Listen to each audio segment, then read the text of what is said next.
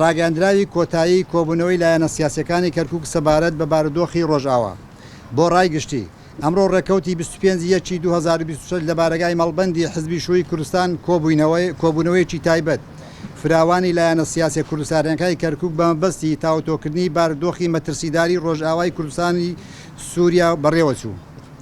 دوای گفتوگۆ و ورد و هەمەلایەنەی سەبارەت بەو گۆڕانکاریە سەربازی و سیاسیانەی لە ناوچەکەدا دەگوزارێن ئێمە وەکو لایەنە سیاسیە بەشداربووەکان گەیشتینە ئەم دەرئەنجامە بڕیارانەی خوارەوە. یەک، ئەو ڕووداوانەی ئەمڕۆ لە ڕۆژئاوای کوردستانی سووریا ڕوودەدەن درێژکراوەی هەمان سیاسەتی چەوت و نەگریسی قڕکردن و سڕینەوەی گەلی کورد و پێکهاتە ڕەسەنەکانی دیکەیە.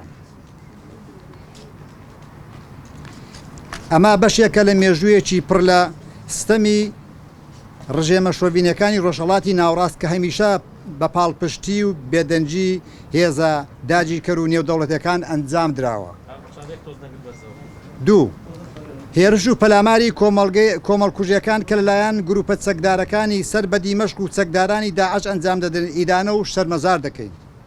سێ، داوا لە کۆمەلگەی نێودەوڵەتی و دامەزراوە مرۆیەکان دەکەین بە زووترین کات بە ئەرکی مێژووی ئەخلاقی خۆیان هەستن بۆ پاراستنی گەلی کورد و پێکهاتەکانی دیکە لە مەترسی جینۆساید و ڕاگررتنی دەستبەجێی هێرشی هێزە تونڕەوەکان بۆ سەر ناوچە مەدەنیەکان.